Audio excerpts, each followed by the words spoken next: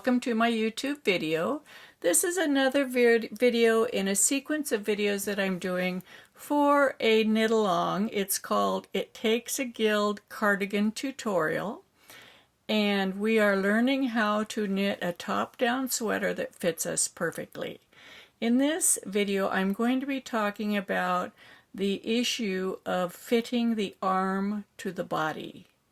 Sometimes we have a difference in size between our arm and our body, and in this tutorial we've been learning about that. Let me show you what I'm talking about. For example, in this book, this is Ann Budd's Knitter's Handy Book of Top-Down Sweaters. I have her permission to use pages from her book in this video, as well as permission from Interweave Press. We're going to look at this schematic here that's on page 74 of her book. Let's enlarge this a little bit. And we're going to talk about the relationship of the body to the upper arm of the sleeve. Let's say that our upper chest, directly under the armpits, measures 40 inches. Right here, 40 inches. That's the third number to the left. And that our upper arm measures 14 1/4. That's also the third number to the left. So we can see that those are in the same size. But that doesn't always happen. Sometimes our arm might be 13 inches and our body 14 inches in circumference. And we can see that there, the 13-inch sleeve really corresponds to a 36 bust, not the 40. So how do we deal with that? We're going to learn in this video. Conversely, let's say that your upper arm measures 15 3/4 inches and your body is 40, then your arm is larger in relativity, in relationship to your body. The sleeve is larger, and we're going to talk about how to deal with that. In my tutorial, I have, this is one of the pages, this is page 28 of the tutorial. I have cut and paste from Ann Budd's book, page 75 and 76. And what I've done is I've circled the size 40 and followed all of the directions for that size straight down in this column. So if you are size 40 or any size and your sleeve is in the same size range as your body, you would just follow those numbers. You don't need to worry about anything else, and this video doesn't apply to you. So you can turn it off right now. But if your sleeve size is smaller in relationship to your body or larger in relationship to your body, how do you deal with that? And that's exactly what we're going to talk about here. So we're going to go to the pages in her book. So we'll skip over to page 80 and 81 to find the description of how many increases we need to do for our project. If we're in the 40-inch column, that is right here, and let's say we're getting 5 stitches to the inch, we would want to make 24 increases every right side row, that's every second row, for the body and for the sleeve. But if our sleeve were smaller, let's say in the 36-inch range, we would want 22 increases for the sleeve, 24 for the body. If our size fell in the sleeve size fell in the 44-inch range, we would want 29 increases every right side row and for the sleeve and 24 for the body. There's a second box that goes with these increases. This is the top of page 81. Size 40 for 5 stitches to the inch. We're also, after we finish those every right side row, we're going to make 4 increases every other right side row, which is the same as every 4th row, 4 times. 4 increases every 4th row for size 40 for the body and for the sleeve. If we're in size 36 sleeve, we would make 3, and if we're size 44 sleeve, we would make 2. Now we add those to the numbers from the previous column, and I'm going to do that on paper in just a second. Let me get a piece of paper, and we'll write these down. So we're going to say for the size 40 body, size 36 sleeve, in size 44 sleeve. So for size 40, every right side row, that's every 2 rows, For the 36, we're going to work that 22 times, an increase 22 times for size 40. We're going to make an increase 24 times. For size 44, we're going to make an increase 29 times. And then in addition to that, every other right side row, every 4 rows. For the 36, we're going to make 3 more increases every 4th row for size 44. For size 44, 2. Okay? Now what we're going to do is consolidate those. So we know we're going to need 31 increases here, 28 here, and 25 here. So let's go down a little bit further, stay on these same sizes. Let me move it 36 so you can see this. Size 36. So when the sleeve is smaller, we know that the armhole depth will be shorter because the armhole depth corresponds to the upper arm circumference. So if our upper arm circumference is smaller, the depth of our armhole will be shorter. If our upper arm is larger, the depth of our armhole will be deeper.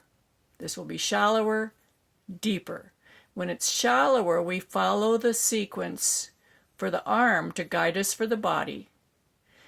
And when it's larger, we also follow the sequence of the arm to guide us for the body. So we know we have 22 every other right side row increases. So we're going to put those here. 1, 2, 3, 4, 5, 6. And we'll say that's 22. And we're going to use 22 of the body increases to match up with them. I'm going to put the body on this side, sleeve, body, okay? Because I have a swatch I'll show you, and it's in the same. So let's say our top 22 are going to match up. This is 22, okay? Then we have 3 every other right side row on the sleeve. So we have a by right side row. We're going to pass.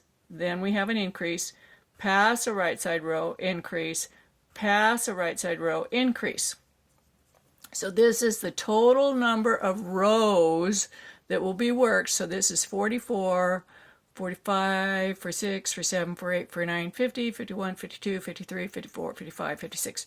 56 rows total is the depth of the armhole. And we still have 2 rows left because we only have 22 every right side row. We have 2 left from here and another 4 every other right side row. So that's 6, right? So we know we can fit one in here. 1, 2, 3, 4, 5, 6. So we've got all of our body increases fit into this. Now sometimes it doesn't work out that way. Sometimes you have even more body increases and you'll have to actually add some in on wrong side rows. And I have a video coming up right after this one that shows you how to make your increases on the wrong side rows so you'll be able to do this. So that's for the smaller arm. So here we have an example of this is the body side. This is the armhole side. Here's a swatch that goes with that. Here's your raglan increase line. This is the sleeve side. So these are made every other right side row. And this is the body side, every other right side row, adding extra ones down here. So you can see we have more body stitches than we do sleeve stitches because we have more increases on the body side. So your armhole would come down and slope like this under your arm. This is the front of your fabric coming down for your body, and this is the part of the fabric that will go off and become your sleeve. So now let's look at the same thing where the sleeve is larger. We're going to have 31 increases there, 24 for the body, every right side row, 29 for the sleeve, every right side row. So we're going to put in 29. 1, 2, 3, 4, 5, 6, 7, 8, 9. And we'll say there's 20 up here. And 4 of these will be the body, right? But our 29 extends down further. And then we have 2 every other right side row. So we have a pass right side row, increase, pass, increase. So this is the total length, the armhole depth that we need here. And we fit in 24 of our increases right here. We have 4 more. And we would have to spread them out over this whole range, which is too far to spread them. It will not look good. So what I would do is you fudge a little bit. You're going to, let's take off 2 of these. So we only have 22 here. So this is 22 here and 22 here.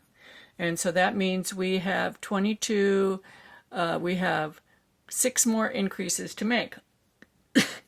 So we can spread them out over, we can skip this one, skip one, that's 1, 2, 3, 4, 5, 6. So we've spread them out through the depth of the armhole. This is what that would look like. This is the sleeve side, here is the body side, and what I did here is I skipped some of the rows, I skipped some of the right side rows for the increases, so we have fewer body stitches, which leaves us more sleeve stitches. So the sleeve will get wider, the body will stay for the 40-inch circumference size. So I hope this makes sense. Let me do one more little drawing. I think this might help you. So what we're doing here, I'm trying to figure out as many ways as possible to present this information because it's very complicated so that it makes sense. So in this one, the sleeve is smaller and the body is, the sleeve smaller in relationship to the body. So we have our standard raglan line, which is a 45-degree angle. And as we get towards the end of it, we're making more body increases in relationship to the sleeve increases. This is the sleeve, body. And you can see that that's what this looks like. See how it curves here? Then you have the standard, which is just at a 45-degree angle. This is like if you were in the 40 for the sleeve and 40 for the body. Sleeve, body. So it's at a direct 45-degree angle. Then when the sleeve is larger, you have your angle comes down, but then you're making more increases on the sleeve side in relationship to the body. So the body's not increasing at the same rate as the sleeve, so you get extra sleeve fabric here. This is the extra fabric. Over here, this is the extra fabric for the body. I know this is difficult to understand. I hope this helps you. And the next video up is on actually how to make all of the different types of increases on the wrong side rows. I hope you join that for me. Join me for that video also. Give me a thumbs up if you like this. Share my videos with your friends and leave me a comment. Happy knitting!